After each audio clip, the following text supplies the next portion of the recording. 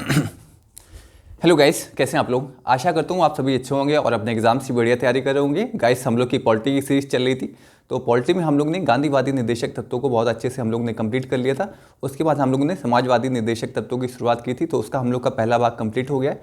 तो आज हम लोग समाजवादी निर्देशक तत्वों के दूसरे भाग को देखेंगे। तो बहुत उसको थोड़े बहुत आर्टिकल समाजवादी निर्देशक तत्व में रह गए थे, तो उसे आज हम लोग कंप्लीट कर देंगे। तो जो विद्यार्थी पहली बार इस चैनल से जुड़े तो उन्हें बता दें, हम लोग इस चैनल पे पॉलिटी की सीरीज हम लोग की चल रही है। इसके बाद हम लोग अंतर्राष्ट्रीय संबंधों का पूरा सिलेबस, जितना भी आपका आईएएस और पीसीएस का सिलेबस होगा, उसे इस चैनल पे कंप्लीट करेंगे। और फिर उसके बाद राजनीति विज्ञान का जितना भी सिलेबस आपका बचेगा, तो उसे भी हम लोग इस चैनल पर कंप्लीट कर देंगे। तो जो विद्यार्थी हैं जो गाँव में बैठ के अपनी तैयारी करना चाहते हैं, तो वो श्री राम आईएएस पीसीएस संस्थान से जुड़ के अपने जो आपके सपने और जो आपके माँ बाप के सपने हैं, तो उन सपनों को आप लोग श्री राम आईएएस पीसीएस संस्थान के साथ जुड़ के उन सपनों को पूरा कर सकते हैं। तो आज हम लोग शुरुआत करेंगे समाजवादी निर्देशक तत्वों के दूसरे भाग की। तो इससे पहले हम लोग ने देख लेते हैं कि पिछले लेक्चर में हम लोग ने क्या क्या पढ़ा था। तो हम लोग नीति निर्देशक तत्वों के वर्गीकरण को देख रहे थे। नीति निर्देशक तत्वों का वर्गीकरण हम लोग का चल रहा था। इसमें हम लोग ने 3 प्रकार से वर्गीकरण किया था। पहला, गांधीवादी निर्देशक तत्व, गांधीवादी निर्देशक तत्व। दूसरा कौन सा था? समाजवादी निर्देशक तत्व, समाजवादी निर्देशक तत्व। तीसरा कौन सा था? तीसरा उदारवादी, उदारवादी निर्देशक तत्व। तो हम लोग ने 3 प्रकार से नीति निर्देशक तत्वों का वर्गीकरण किया था। तो गांधीवादी निर्देशक तत्वों को हम लोग पहले लेक्चर में कंप्लीट कर चुके हैं। उसके बाद हम लोग ने समाजवादी निर्देशक तत्वों की शुरुआत की थी पिछले लेक्चर में। तो आज हम लोग समाजवादी निर्देशक तत्वों के दूसरे भाग को पढ़ेंगे। थोड़े बहुत आर्टिकल रह गए तो उसे आज हम लोग कंप्लीट कर देंगे। उसके बाद हम लोग उदारवादी निर्देशक तत्वों को समझेंगे। तो आज हम लोग उसके दूसरे भाग को देख लेते हैं। इसमें हम लोग ने कल क्या पढ़ा था? समाजवादी निर्देशक तत्वों में आर्टिकल 38 को पढ़ा था, आर्टिकल 39 को पढ़ा था। तो 38 में क्या बोला गया था? सामाजिक एवं सामाजिक, राजनीतिक, आर्थिक न्याय को राज्यों के द्वारा स्थापित किया जाएगा। आर्थिक न्याय को राज्यों के द्वारा बढ़ाया जाएगा। तो उसमें क्या बोला गया था? सामाजिक, राजनीतिक, आर्थिक न्याय को राज्यों के द्वारा बढ़ाया जाएगा। और प्लस दूसरी क्या बात बोली थी कि जो पद, प्रतिष्ठा तथा आय की जो असमानता है उसे दूर करने का प्रयास राज्यों के द्वारा किया जाएगा। तो 38 में ये बोला गया था। 39 में हम लोगों ने 4 क्लॉज पढ़े थे, 39A, 39B, 39C, 39D। तो ये 4 क्लॉज बहुत इंपॉर्टेंट है आपके एग्जाम के लिए। 39E भी है, 39F भी है, वो इतने इंपॉर्टेंट आपके एग्जाम के लिए नहीं है। तो 4 क्लॉज कौन से पढ़े थे? 39A clause, 39B clause, 39C clause और 39D क्लॉज। तो इसमें क्या बोला था? इसमें बोला गया था कि 39A में आजीविका का साधन, आजीविका का साधन, ये पिछले लेक्चर में हम लोग ने पढ़ा था। आजीविका के साधन सभी नागरिकों को उपलब्ध कराने का प्रयास राज्यों के द्वारा किया जाएगा। तो 39A में क्या बोला गया कि राज्यों के द्वारा सभी नागरिकों को आजीविका का साधन उपलब्ध कराया जाएगा। ये 39A में बोला गया था। 39B में क्या बोला गया था कि जो भी संपत्ति का केंद्रीकरण नहीं होगा, संपत्ति के केंद्रीकरण को रोकने का प्रयास राज्यों के द्वारा किया जाएगा। बी में क्या बोला गया था? संपत्ति का केंद्रीकरण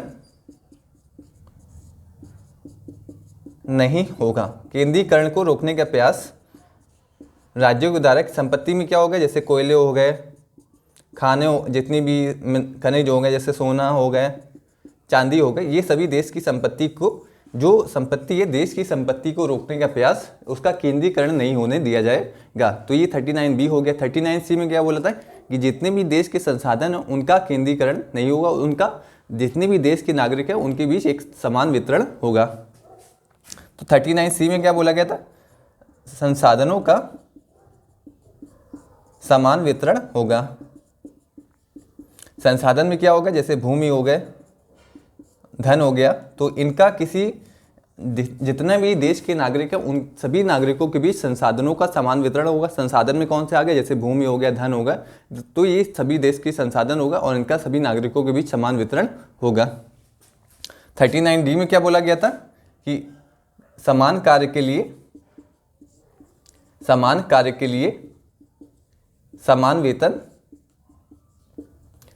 समान वेतन, चाहे वो महिला हो चाहे वो पुरुष हो।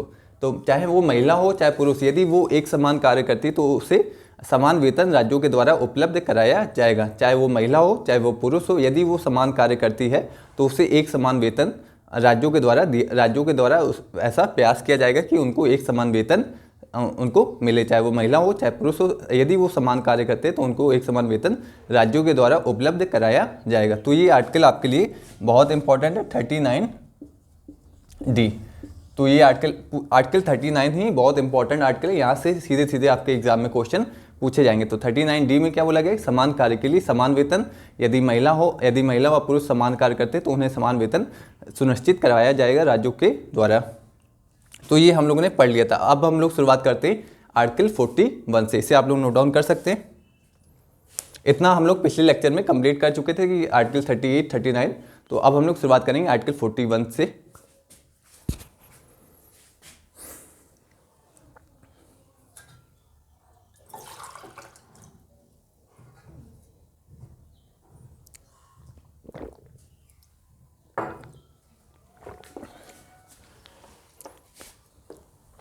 अब हम लोग देखेंगे आर्टिकल 41 में क्या बोला गया है।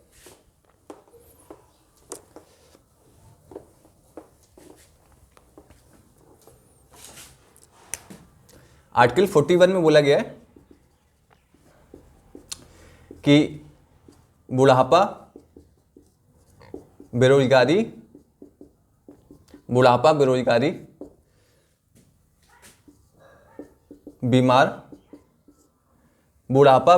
बीमार तथा प्रसूति का मतलब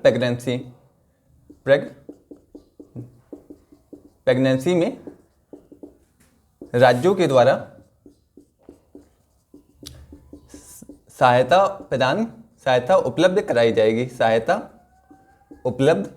जाएगी। तो इसमें क्या बोला गया कि जो बुजुर्ग लोग हो गए और जो बेरोजगार हो गए, जो बीमार हो गए तथा जो प्रेग्नेंट लेडीज हो गए, उनको राज्यों के द्वारा सहायता उपलब्ध कराई जाएगी। तो इसके लिए राज्य क्या क्या कर सकता है, राज्य बेरोजगारी भत्ता दे सकता है, बीमार लोगों के लिए आयुष्मान योजना चला सकता है तथा इधर बुजुर्ग लोगों को वृद्धावस्था पेंशन का प्रावधान कर सकता है। और प्रसूति, जितनी भी प्रेग्नेंट महिलाएं हो गए, उनको भी राज्यों के द्वारा सहायता का प्रावधान किया जा सकता है। तो ये हो गए कि आर्टिकल 41 में क्या बोला गया, चाहे बुजुर्ग हो गए, चाहे बेरोजगार हो गए, चाहे जो बीमार लोग हो गए तथा जो प्रेग्नेंट लेडीज है, उन्हें राज्यों के द्वारा सहायता उपलब्ध कराई जाएगी। ये आर्टिकल 41 में प्रावधान किया गया है। तो इसमें कौन कौन से राज्य प्रयास कर सकता है, राज्य जो बुजुर्ग लोग हो गए उन्हें वृद्धावस्था पेंशन दे सकता है, जितने भी बेरोजगार हो गए उनको बेरोजगारी भत्ता के प्रावधान राज्यों के द्वारा किया जा सकता है। तो ये सभी सुविधाएं राज्यों के द्वारा की जा सकती हैं। तो ये हो गया आर्टिकल 41। अब हम लोग समझते हैं आर्टिकल 42 में क्या प्रावधान किया गया है। 43 में 41 समाजवादी निर्देशक तत्व में आते हैं, फिर 43 आता है, 41 के बाद 43 समाजवादी निर्देशक तत्व में आता है। इसमें क्या बोला गया है कि जो कर्मकार हो गए, कर्मकारों को निर्वाह मजदूरी सामाजिक, कॉमा कर दीजिए, सामाजिक व सांस्कृतिक सुविधाएं राज्यों के द्वारा सुनिश्चित की जाएंगी, राज्यों के द्वारा उपलब्ध कराया जाएगा। तो इसमें क्या बोला है कि जो भी कर्मकार हो गए, जितने भी मजदूर लोग हो गए, उन्हें मजदूरी सुनिश्चित की जाएगी कि ऐसा ना हो कि वो काम करे और उनको मजदूरी ना मिले। तो एक राज्यों का एक दायित्व होगा कि उनकी मजदूरी सुनिश्चित कराई जाए। प्लस क्या होगा कि उन्हें सांस्कृतिक व सामाजिक सेवाएं भी राज्यों के द्वारा उपलब्ध कराई जाएंगी। तो इसके लिए राज्य क्या कर सकता है, मजदूरी सुनिश्चित उन्हें मजदूरी मिले। तो इसके लिए राज्य कोई कानून बना सकता है, जैसे न्यूनतम मजदूरी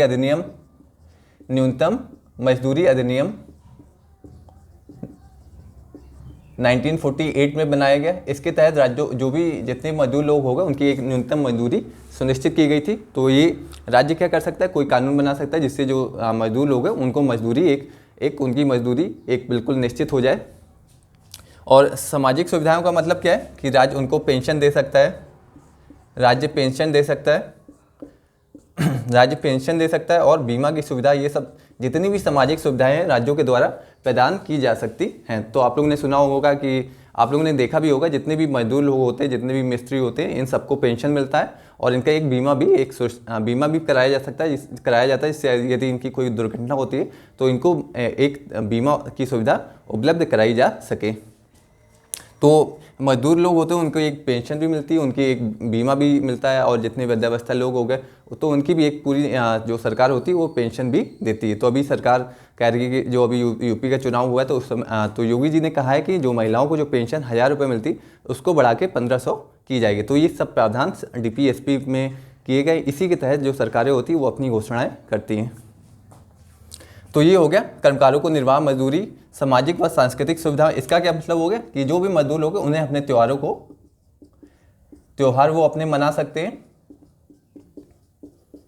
सकते हैं, उनकी न्यूनतम मजदूरी सुनिश्चित की जाएगी, उन्हें सामाजिक सुविधाएं की जाएगी। इसमें क्या हो गया, पेंशन हो गया, इसमें बीमा हो गई और सांस्कृतिक सुविधा में उनको अपने त्यौहार मनाने की इजाज़त राज्यों के द्वारा ऐसा प्रयास किया जाएगा कि वो उनको सामाजिक सुविधाएं भी मिले और वो अपने जो सांस्कृतिक सेवाएं जो सांस्कृतिक जो सुविधाएं हैं वो भी राज्यों के द्वारा उन्हें प्रदान की जाए। तो ये हो गया आर्टिकल 43 हो गया। अब हम लोग समझते हैं आर्टिकल 43 का में 43A में क्या, इसके पहले एक और आर्टिकल आता है 39A, उसको समझ लेते हैं, वो भी बहुत इंपॉर्टेंट आर्टिकल है।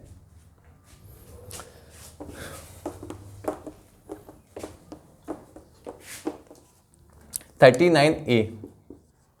तो इसको आपको याद रखना है, ये A है और जो हम लोग ने अभी पहले पढ़ा था उसमें क्या था 39A स्मॉल था, 39B, 39C, 39D। तो इधर स्मॉल है, इधर कैपिटल है। जब भी आपको कैपिटल मिले इसे तो फिर आपको समझ जाना है कि इसे संविधान संशोधन के द्वारा जोड़ा गया है। तो इसको किस संविधान संशोधन के द्वारा जोड़ा गया है, जब भी आपको ये कैपिटल मिल जाए तो आपको पता चल जाना चाहिए कि इसे संविधान संशोधन के द्वारा जोड़ा गया है। तो इसे 42वें संविधान संशोधन के द्वारा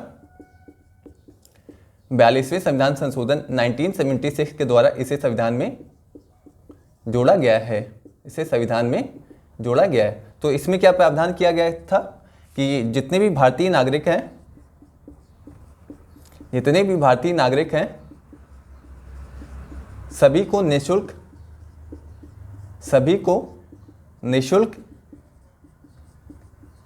विधिक सहायता प्रदान की जाएगी राज्यों के द्वारा, निःशुल्क विधिक सहायता राज्यों के द्वारा प्रदान की जाएगी। तो इसमें क्या बोला गया, जितने भी भारतीय नागरिक हैं तो उनको जो आर्टिकल 39A कहता है कि सभी जितने भी भारत के नागरिक हैं सभी को निःशुल्क विधिक सहायता प्रदान की जाएगी। यदि किसी के पास पैसे नहीं हैं तो राज्यों की तरफ से उन्हें सरकारी वकील उपलब्ध कराया जाएगा। तो ये हो गया 39 कैपिटल A। इसे आप लोग समझ जाइएगा कि इससे 42वें संविधान संशोधन के द्वारा जोड़ा गया है। तो इसमें क्या बोला गया है, यदि जितने भी भारत के नागरिक हैं सभी नागरिकों को निःशुल्क विधिक सहायता उपलब्ध कराई जाएगी। यदि किसी व्यक्ति, आपने सुना होगा कि लोगों के पास यदि पैसे नहीं होते तो सरकार उन्हें एक सरकारी वकील उपलब्ध कराती है। तो ये हो गया 39A। अब हम लोग समझते हैं 43A। तो 43 में क्या बोला गया था, 43 में बोला गया था 43 में कि न्यूनतम मजदूरी सबको मिले, न्यूनतम मजदूरी सबको मिले प्लस उन्हें सांस्कृतिक व सामाजिक सुविधाएं भी मिले, सांस्कृतिक व सामाजिक सुविधाएं भी मिले। तो ये हम लोग ने 43 को समझ लिया। अब हम लोग समझेंगे 43 कैपिटल A। तो आप यहाँ पे कैपिटल A है तो इसे संविधान संशोधन के द्वारा जोड़ा गया है। कौन से, 42वें संविधान संशोधन के द्वारा इसे जोड़ा गया है। तो 39 capital A plus 43 capital A, जितने भी कैपिटल A हैं उन्हें 42वें संविधान संशोधन के द्वारा हमारे संविधान में जोड़ा गया है। तो इसमें क्या बोला गया है 43A में कि उद्योगों के प्रबंधन में मजदूरों की भागीदारी को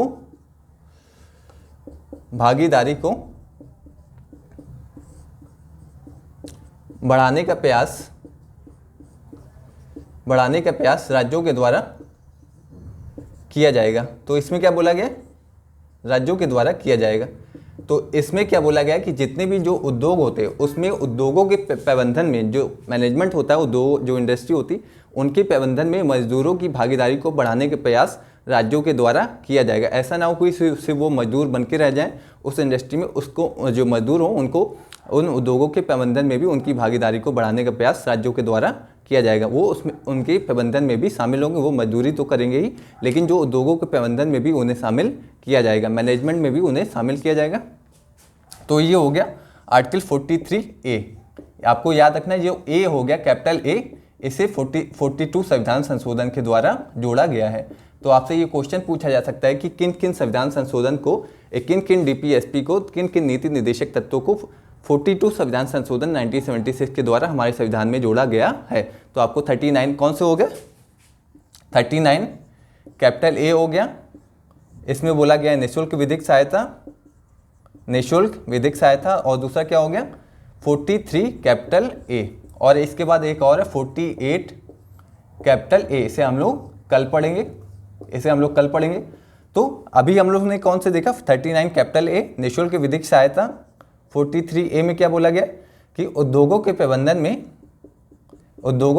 में मजदूरों की भागीदारी को बढ़ाने का प्रयास राज्यों के द्वारा किया जाएगा। तो ये दो हो गए 39A 43 कैपिटल ए, इसे 42 संविधान संशोधन के द्वारा हमारे संविधान में जोड़ा गया है। तो इसे आप लोग नोट डाउन कर सकते हैं। ये दोनों आपको याद रखना है, जब भी कैपिटल ए मिले तो आपको पता चल जाना चाहिए कि इसे संविधान संशोधन के द्वारा हमारे संविधान में जोड़ा गया। जैसे आर्टिकल 21 है, इसके बाद 21 कैपिटल ए, जैसे 21 एक आर्टिकल है, 20 आर्टिकल है, 21 है, उसके बाद 21 कैपिटल ए आर्टिकल है। इसमें कौन सा, इसे किस संविधान संशोधन के द्वारा जोड़ा गया था 86 संविधान संशोधन 2002 के द्वारा शिक्षा के अधिकार को मौलिक अधिकार में शामिल किया गया था। 21 कैपिटल ए क्लॉज। तो जब भी एक कैपिटल ए मिले तो आपको पता चल जाना चाहिए कि इसे संविधान संशोधन के द्वारा जोड़ा गया है। तो 21 ए को, इसमें शिक्षा के अधिकार को 86 संविधान संशोधन 2002 के द्वारा हमारे संविधान में शामिल किया गया था। तो ये आपके लिए कितनी इंफॉर्मेशन होगी कि शिक्षा के अधिकार को 86 संविधान संशोधन 2002 के द्वारा हमारे संविधान में जोड़ा गया था। और जितने भी जो 39 कैपिटल ए हो गया, 43 कैपिटल ए हो गया, इसे 42 संविधान संशोधन 1976 के द्वारा हमारे डीपीएसपी में जोड़ा गया है। तो ये हो गया हम लोग का 43 कैपिटल ए हो गया। अब हम लोग समझेंगे 47 में क्या प्रावधान किया गया है।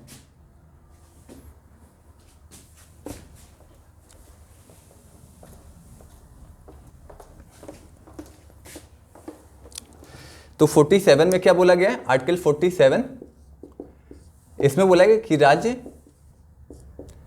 पोषाहार स्तर व जीवन स्तर को सुधारने का प्रयास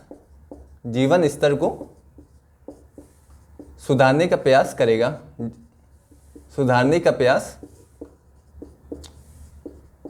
तो इसमें क्या क्या कोशिश राज्य कर सकता है। राज्य पोषाहार स्तर को सुधारने के लिए राज्य क्या कर सकता है, मिड डे मील योजना की शुरुआत राज्य के द्वारा की जा सकती है, जिससे लोग जो बच्चे हो गए वो नागरिकों के पोषाहार स्तर को सुधारने का प्रयास राज्यों के द्वारा किया जाएगा। इसके लिए राज्य कोई योजना चला सकता है, जैसे मिड डे मील योजना हो गई। इसमें बच्चों के स्वास्थ्य पे ध्यान दिया जाता है कि बच्चों को कैसे न्यूट्रिशन वाला फूड उपलब्ध कराया जाए। तो ये हो गया। स्वास्थ्य को सुधारने के लिए राज्य, जीवन स्तर को सुधारने के लिए क्या कर सकता है, राज्य शौचालय की व्यवस्था करेगा, राज्य स्वास्थ्य की सुविधाएं उपलब्ध कराएगा और उन्हें घर भी, आवास भी उपलब्ध कराएगा। तो इससे क्या होगा, उनका जीवन स्तर जो है वो जीवन स्तर उनका और अच्छा होगा और वो अपने जो जीवन स्तर में सुधारने का प्रयास राज्यों के द्वारा किया जाएगा। तो इससे क्या होगा, इससे लोगों के जीवन स्तर में गुणवत्ता आएगी, उनके जीवन स्तर में गुणवत्ता आएगी। और पोषाहार स्तर को सुधारने के लिए राज्य क्या करेगा, राज्य कोई योजना शुरुआत कर सकता है, राज्य जैसे मिड डे मील योजना की शुरुआत कर सकता है, जिससे जो उनका पोषाहार स्तर है, जैसे उसमें जो उनकी फूड में न्यूट्रिशन की कमी होती है उनको कैसे बढ़ाया जाए, इसके लिए राज्य उसके लिए प्रयास कर सकता है। तो ये हो गया हम लोग का आर्टिकल 47 हो गया। तो ये हम लोग के जो समाजवादी नीति निर्देशक तत्व थे वो हम लोग ने आज कंप्लीट कर लिए। इसके बाद हम लोग उदारवादी निर्देशक तत्वों को पढ़ेंगे, जिसमें 6-7 आर्टिकल हैं। तो इस तरह से आपका जो नीति निर्देशक तत्वों का वर्गीकरण है वो आपका पूरा कंप्लीट हो जाएगा। तो अब हम लोग एक बार देख लेते हैं कि समाजवादी नीति निर्देशक तत्व में हम लोग ने कौन कौन से आर्टिकल कंप्लीट किए हैं। एक बार हम लोग कंप्लीट रिवीजन कर लेते हैं, इससे आपको पूरा रिवीजन हो जाए। हम लोग का मकसद यही है कि आप लोग अगर इस वीडियो को देखें तो आपको पूरा कोई भी याद करने में कोई भी दिक्कत ना हो। एक वीडियो देखें तो आपको बिल्कुल दिमाग में बैठ जाए कि कौन कौन से आर्टिकल हम लोग ने अभी तक पढ़े हैं।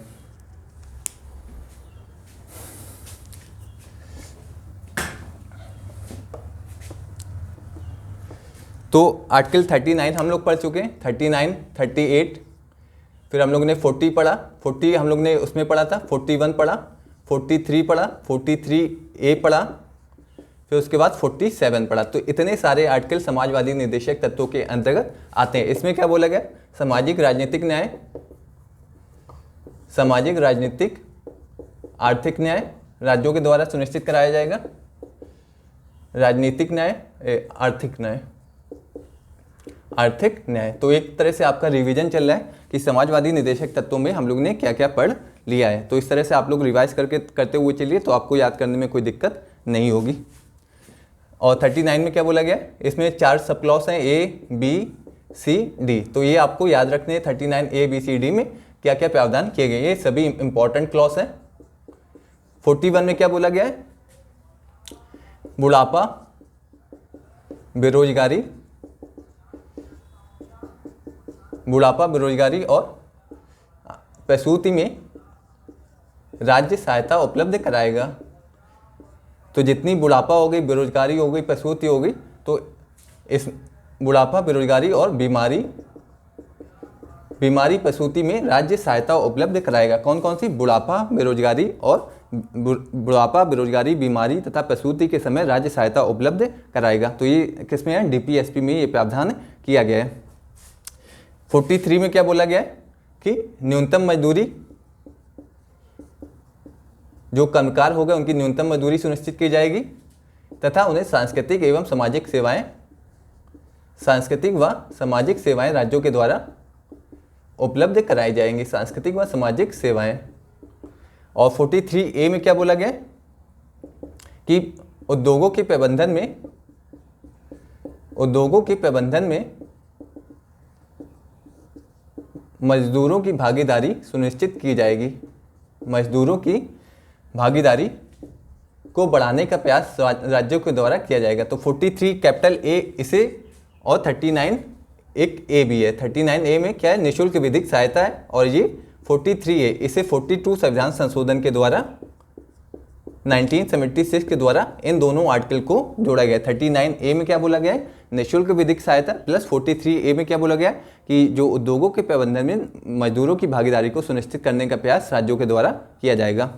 और 47 में क्या बोला गया कि पोषाहार स्तर व जीवन स्तर को सुधारने का प्रयास किया जाएगा। जीवन स्तर को सुधारने का प्रयास राज्यों के द्वारा किया जाएगा। तो ये 38 से लेकर 47 तक हम लोग ने समझ लिया है। और किन किन आर्टिकल को 42 संविधान संशोधन के द्वारा जोड़ा गया? 39A कैपिटल A और 43 कैपिटल A, इन दोनों आर्टिकल को 42 संविधान संशोधन 1976 के द्वारा जोड़ा गया। इसे आपको याद रखना है कि इन किन 2 आर्टिकल को 42 संविधान संशोधन के द्वारा जोड़ा गया है। तो गाइस, ये हो गया कि समाजवादी निर्देशक तत्वों को वर्गीकरण हम लोग ने पूरा देख लिया। गांधीवादी निर्देशक तत्वों को हम लोग पहले देख चुके हैं। तो इस तरह से हम लोग का 2 वर्गीकरण हम लोग के समाप्त हो गए।